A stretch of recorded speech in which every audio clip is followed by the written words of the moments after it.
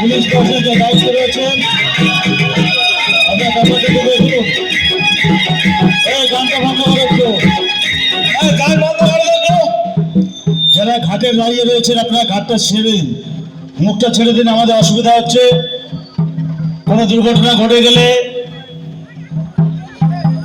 By chance কোনো দুর্ঘটনা ঘটে যেতে পারে। আপনার কাছে অনুরোধ, আপনারা এই ঘাটটা ছেড়ে দিন, মুখটা ছেড়ে দিন, পাশে দাঁড়িয়ে যান।